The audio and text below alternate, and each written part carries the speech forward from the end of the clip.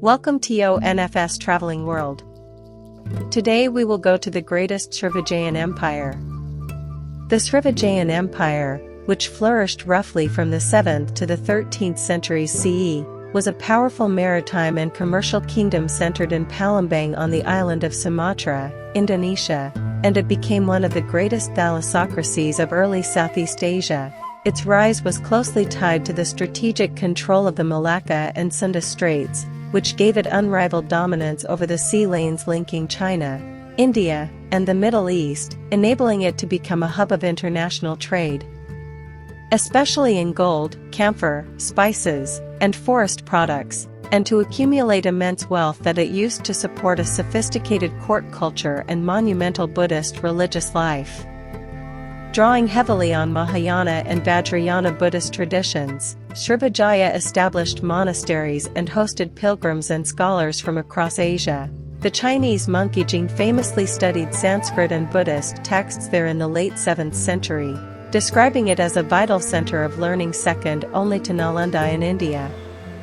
Politically, Srivijaya was not a single contiguous land empire but rather a network of ports, tributaries, and allied rulers held together by naval power, diplomatic marriages, and religious prestige, and its rulers styled themselves as both universal Buddhist monarchs and protectors of maritime trade.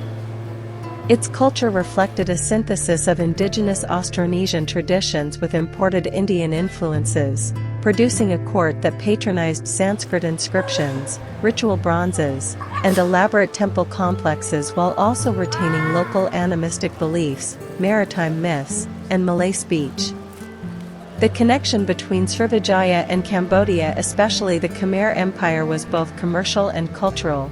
Maritime routes from the Srivijayan sphere extended to the Mekong Delta and the Gulf of Thailand, linking ports in what is now southern Vietnam and Cambodia with Sumatra, Java, and the Malay Peninsula, facilitating a flow of goods, ideas, and people. Inscriptions and Chinese records mention envoys and exchanges between these polities, while stylistic similarities between certain Khmer and Srivijayan religious art pieces suggest mutual influence.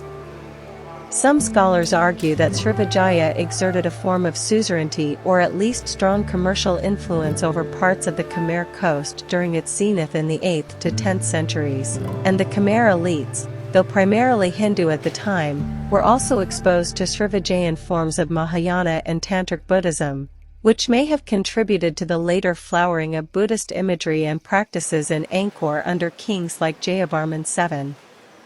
In turn, Khmer artisans and traders brought their own motifs and commodities, stone sculptures, rice, ceramics into Srivijayan ports, where they mingled with Chinese porcelains and Indian textiles. Thanks for watching. See you again for next video.